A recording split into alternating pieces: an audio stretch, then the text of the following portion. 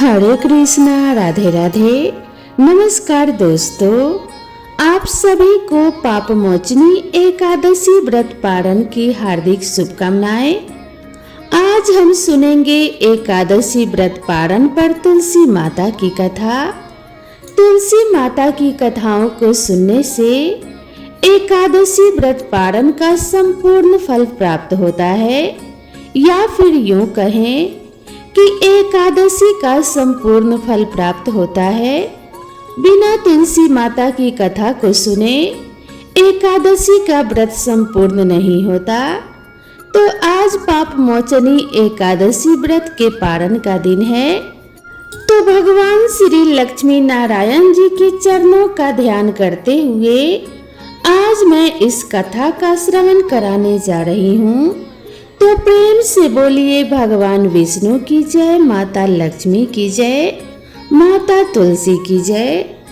तो आज हम सुनेंगे बुढ़िया माई की तुलसी माता और एकादशी व्रत की कहानी।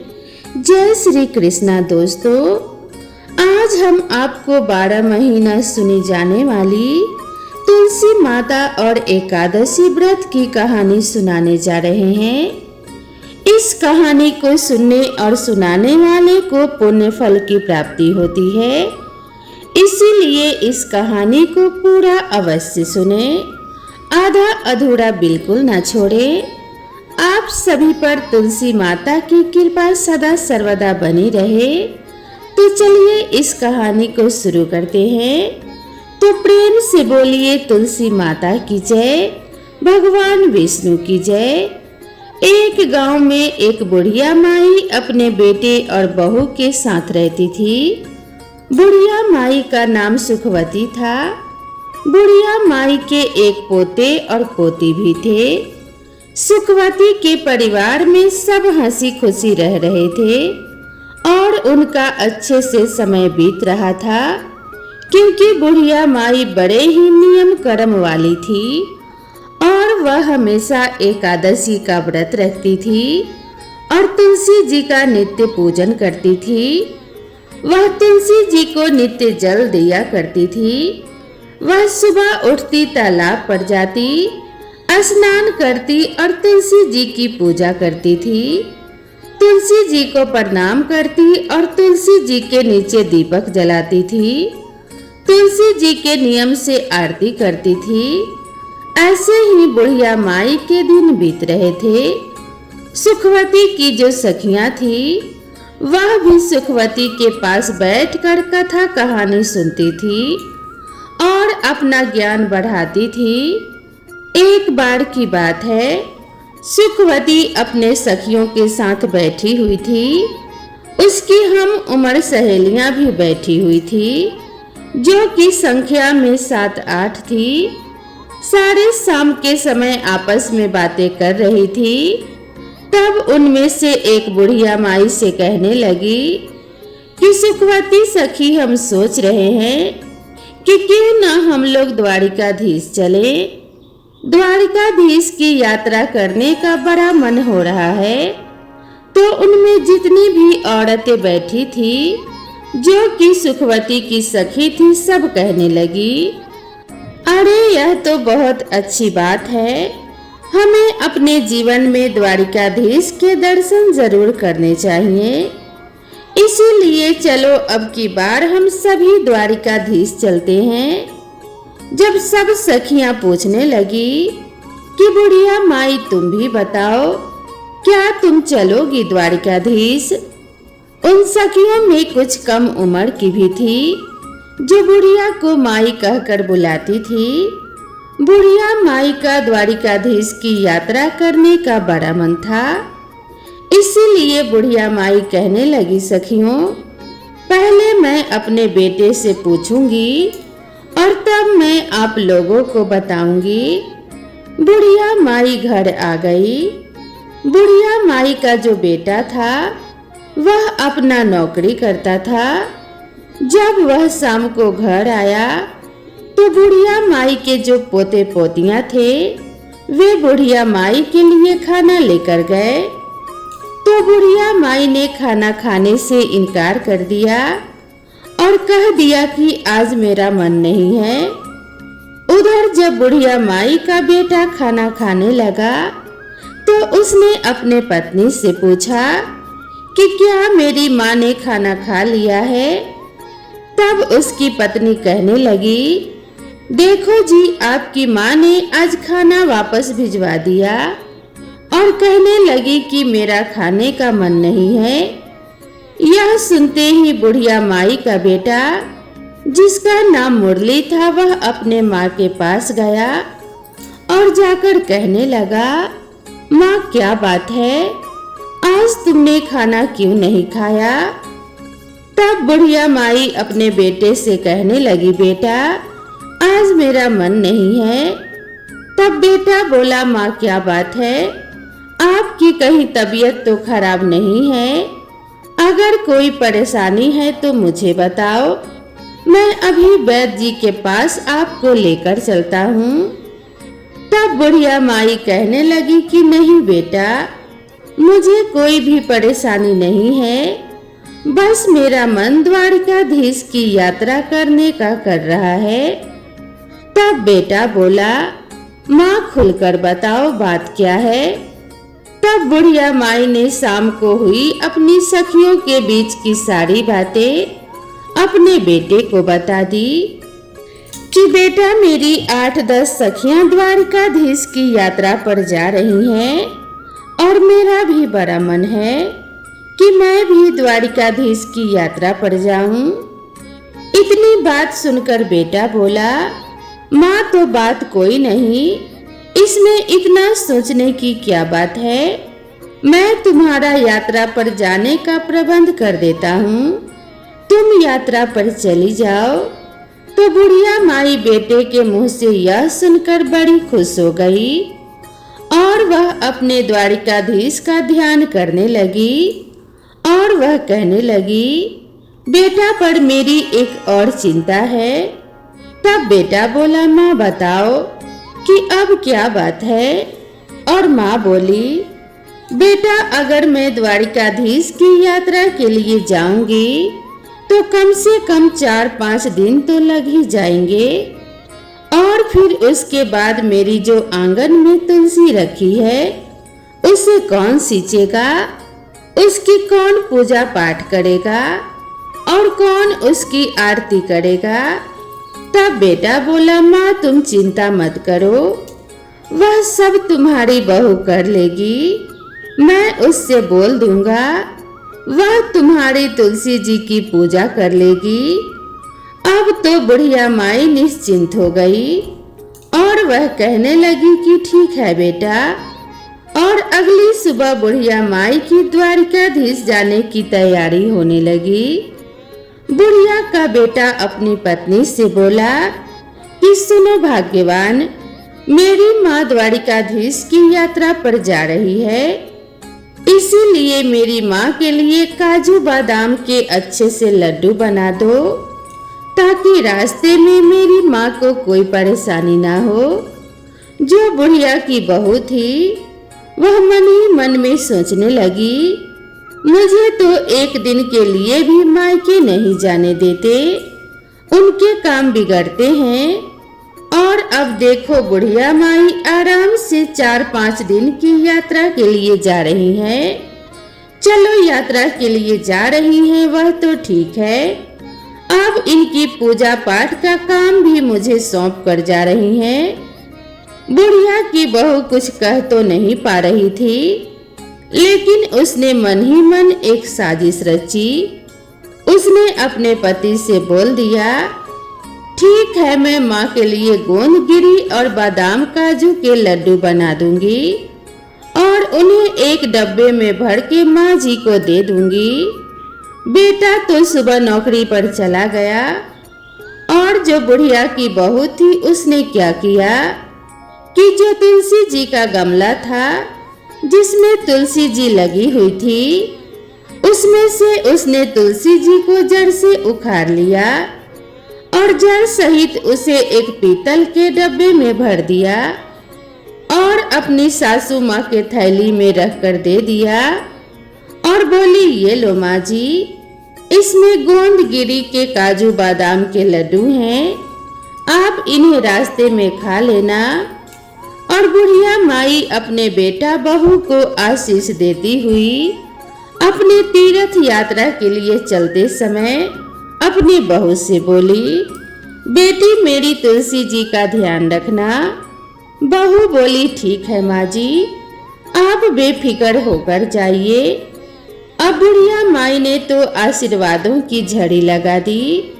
वह कहने लगी, बहू ने तो मुझे काजू बादाम के लड्डू बनाकर दिए हैं। वह कहने लगी, दूधो नहाओ पूतो फलो, लाखों में बैठो करोड़ों में उठो, दिन दूनी रात चौगुनी तरक्की करो। उसके मुंह से तो आशीष फूट रहे थे और सौभाग्यवती रहो, मेरे बेटे का काम अच्छा चले। अब वह तरह तरह के आशीर्वाद देती हुई बुढ़िया माई अपने सखियों के साथ जा मिली। अब सारी सखियां और बुढ़िया माई द्वारिकाधीश की पैदल यात्रा कर रही थी। यात्रा करते करते उन्हें शाम हो गई। शाम के समय जब वह थक गई तो एक जगह उन्होंने देखा, वहां पर वह बैठकर विश्राम करने लगी और अपना खाने पीने के लिए जो सामान लाई थी सब निकाल कर खाने लगी। तब बुढ़िया माई ने अपना डब्बा खोल कर देखा तो उसमें घी से बने काजू बादाम के लड्डू भरे हुए थे। बुढ़िया माई ने आधा लड्डू खुद खाया और आधा लड्डू सब सखियों में भी बांट दिया और भगवान का भोग भी मन ही मन लगा दिया। अब सब सखियां कहने लगी, अरे सुखिया, क्योंकि उसका नाम सुखवती था तो सब उसे सुखिया भी कहते थे। अरे तुम्हारी बहू तो बड़ी अच्छी है, देखो तुम्हारी बहू तुम्हारा कितना ख्याल रखती है। तुम्हारी बहू ने तुम्हारे लिए घी के लड्डू बनाकर दिए हैं और तुलसी माता को याद कर रही थी। चलते चलते अब वह सारी सखियां द्वारिकाधीश पहुंच गई। तो जब वहां पहुंची तो शाम का समय हो रहा था। शाम का समय था तो वहां पर बहुत लंबी भीड़ लगी हुई थी। लंबी लाइन लगी हुई थी द्वारिकाधीश के दर्शन करने के लिए। तो बुढ़िया माई मन ही मन सोचने लगी, आंख बंद करके ही प्रभु जी इतनी लंबी भीड़ है, अगर मुझे आपके दर्शन नहीं हुए और पट बंद हो गए तो मेरा आना तो बेकार हो जाएगा। तभी बुढ़िया माई द्वारिकाधीश से मन ही मन अपनी प्रार्थना कर रही थी, हे प्रभु, एक बार जीवन में मुझे दर्शन दे दो। मैं बड़ी दूर से आपके दर्शन के लिए पैदल चलकर आई हूँ। हे प्रभु, आपके दर्शनों की प्यासी हूँ। अब बुढ़िया माई की आंख खुली तो देखा उसमें एकदम से चमत्कार हो गया। वह तो लाइन में सबसे आगे खड़ी थी और द्वारिकाधीश जी सामने थे। बुढ़िया माई की तो हैरानी का ठिकाना नहीं रहा। कहाँ तो वह सबसे पीछे थी और कहाँ वह लाइन में सबसे आगे आ गई। पंडित जी सबका प्रसाद चढ़ा रहे थे। मैंने अपना डब्बा खोलकर देखा तो उसमें एक लड्डू और एक तुलसी जी की पत्ती रखी हुई थी।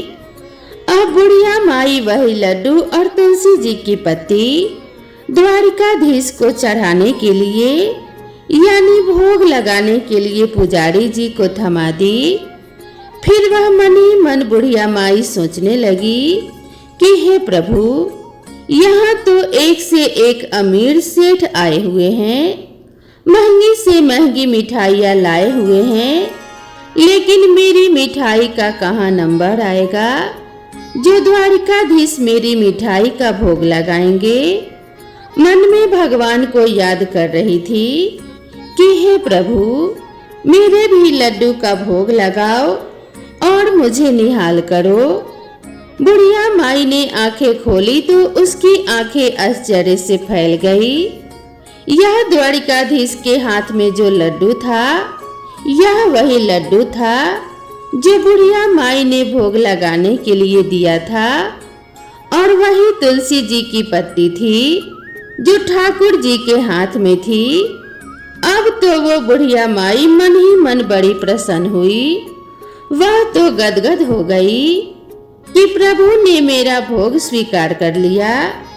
तभी जो द्वारिकाधीश जी के पुजारी जी थे वह सबको प्रसाद दे रहे थे, तो उसने बुढ़िया माई को भी प्रसाद दिया।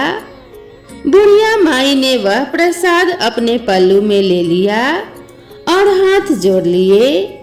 फिर वो प्रसाद लेकर मन में सोचने लगी, यह प्रसाद मैं घर लेकर जाऊंगी, अपने बहू बेटे और पोते पोतियों के साथ मिल बांट कर इसका भोग लगाएंगे और सब इस प्रसाद को ग्रहण करेंगे, क्योंकि यह द्वारिकाधीश का आशीर्वाद है। यह सोचकर उसने उस पीतल के डब्बे में जो भोग था, जो पुजारी जी ने प्रसाद दिया था, उस प्रसाद को बुढ़िया माई ने रख लिया और मंदिर से बाहर आ गई। बाहर आई तो काफी देर तक अपनी सखियों का इंतजार करने लगी।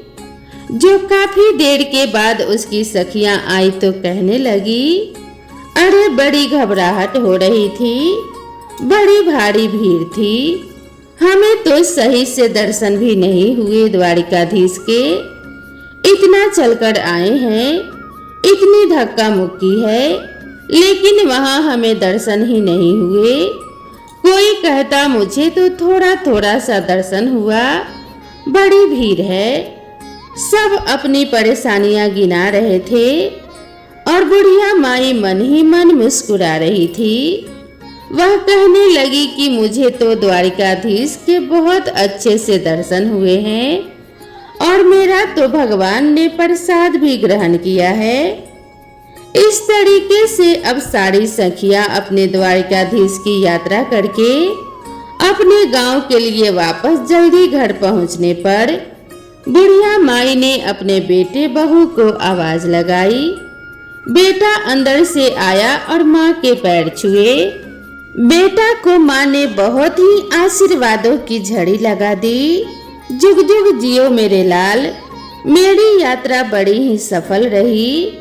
फिर बुढ़िया माई कहने लगी, अरे बेटा बहू दिखाई नहीं दे रही है, क्योंकि बेटा हाथ में पानी का गिलास लेकर खड़ा था कि मान लो पानी पियो और आराम से बैठ जाओ। पानी का गिलास जब बेटा लेकर खड़ा था तो बुढ़िया माई पूछने लगी, बेटा बहू कहाँ गई है? तब बेटा बोला, माँ मैंने उसे घर से निकाल दिया। माँ कहने लगी, बेटा यह तूने क्या अनर्थ कर दिया? मेरे जाने के बाद तुमने उसे घर से क्यों निकाला? मैं जो 4-5 दिन की यात्रा पर गई और तूने मेरे पीछे से बहू को घर से निकाल दिया। ऐसा क्या हुआ जो तूने मेरी बहू को घर से निकाल दिया? मेरी बहू तो बड़ी गुणी है। तब बेटा कहने लगा, माँ जो तेरी बहू है उसने तेरे साथ बड़ा छल किया है। मैंने उसे गोंद और बादाम काजू के लड्डू बनाने के लिए बोला था कि मेरी माँ यात्रा पर जा रही है, और उसने आंगन में लगी तुलसी को उखाड़कर उसे जड़ समेत उस पीतल के डब्बे में भरकर तुम्हें दे दिया। अब बुढ़िया माई कहने लगी कि अरे बेटा, मैंने तो डब्बा खोलकर देखा था, उसमें तो काजू बादाम के ही लड्डू थे और मैं खाई भी और अपने सखियों को भी खिलाई। तब वह कहने लगा कि नहीं माँ, उसने तो यह साजिश रची थी। जब मैंने तुलसी जी की पूजा करने के लिए बोला तो आंगन में तुलसी नहीं थी। तब मैंने उससे पूछा तो उसने मुझे सारी बात बताई कि उसने जो जलन में आकर, क्योंकि माँ तो यात्रा के लिए जा रही है और मुझे मायके भी नहीं भेजते हैं, इसीलिए उसने तुलसी जी को उखाड़कर आपके डब्बे में भरकर दे दिया। अब बुढ़िया माई कहने लगी, बेटा कोई बात नहीं, बहू ने ऐसा किया है, चलो उसकी गलती, लेकिन उसी के कारण तो मुझे द्वारिकाधीश के दर्शन हुए। मेरे साथ तो बेटा इतने चमत्कार हुए हैं कि मैं क्या गुणगान करूं। मैं तो भीड़ में सबसे पीछे खड़ी थी, तभी द्वारिकाधीश की कृपा से भीड़ में सबसे आगे हो गई। और तो और बेटा, मेरे डब्बे में एक तुलसी जी का पत्ता और एक लड्डू था।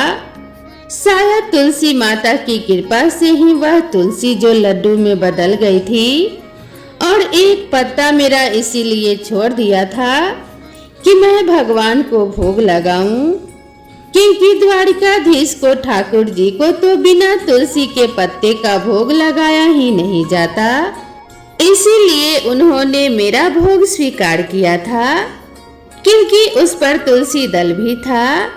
बेटा, मेरी बहू ने चाहे कुछ भी किया, मुझे तो जो बहू की वजह से ही यह सब चमत्कार हुए हैं और ठाकुर जी के इतने अच्छे दर्शन हुए हैं, मैं तो द्वारिकाधीश की दर्शन करके निहाल हो गई।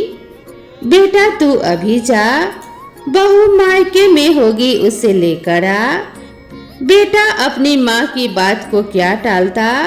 बेटा उसी समय अपने पत्नी को लेने के लिए उसके मायके जाने लगा और अपनी पत्नी को लेकर आ गया।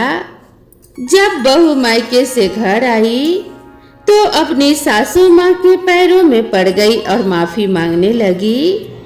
तब बुढ़िया माई कहने लगी, अरे बहू, मैंने तो तुझे कब का माफ कर दिया, तेरी वजह से तो मुझे भगवान के दर्शन हुए हैं। अगर तू ऐसा न करती तो पता नहीं मुझे भगवान के दर्शन होते भी या नहीं होते। मैंने तुझे माफ कर दिया, लेकिन हाँ, अगर तुझे माफी मांगनी है तो एकादशी माता और तुलसी माता से मांगो। अब बहू ने तुलसी माता और एकादशी माता से माफी मांग ली और फिर उनको याद आया, अरे मैं तो जो द्वारिकाधीश से तुम्हारे लिए प्रसाद लेकर आई थी, याद भी है कहाँ है। बच्चे आए थे तो खेलते हुए कहने लगे, दादी माँ आ गई, दादी माँ आ गई। दादी माँ आप यात्रा पर गई थी तो हमारे लिए क्या लेकर आई। दादी माँ बोली, अरे बच्चों, मैं सबके लिए वहाँ से द्वारिकाधीश का प्रसाद लेकर आई हूँ, सब थोड़ा थोड़ा मिल बांट कर खाएंगे। अब जैसे ही बुढ़िया माई ने थैले में से वह पीतल का डब्बा निकाला और उसमें से वह प्रसाद निकालने लगी, तो उसमें जो लड्डू था वह तो था नहीं, लेकिन डब्बा पूरा हीरे मोतियों से भरा हुआ था। यह देखकर बुढ़िया की बहू बेटे की भी आंखें आश्चर्य से फैल गई। वह कहने लगी, बेटा, इसमें तो मैंने लड्डू रखा था, पता नहीं कहां से इसमें इतना सारा हीरा मोती और सोना चांदी आ गया है। तब बेटा बहू कहने लगे, माँ जी, यह सब एकादशी और तुलसी माता की कृपा के कारण हुआ है। आपकी यात्रा सच्ची थी, आपकी भक्ति सच्ची है, इसीलिए उन्होंने आपको आपकी एकादशी और तुलसी माता जी के पूजन का फल दिया है। अब तो बहू बेटा माँ के कदमों में पड़ गए। माँ बोली, बेटा मुझे छोड़, तुलसी माता के कदमों में पड़ो। आओ हम सभी मिलकर तुलसी माता का ध्यान और उनको प्रणाम करें। तो बहू और बेटा ने तुलसी माता से माफी मांगी, ठाकुर जी से माफी मांगी कि अनजाने में हमसे भूल हो गई, हम सभी को माफ कर दो। अब तो बहू बेटा भी अपने माँ की तरह एकादशी का व्रत रखने लगे और तुलसी जी के बिरवा को सींचने लगे, तुलसी जी की पूजा करने लगे। इसी तरह अब उनके खुशी खुशी दिन बीतने लगे।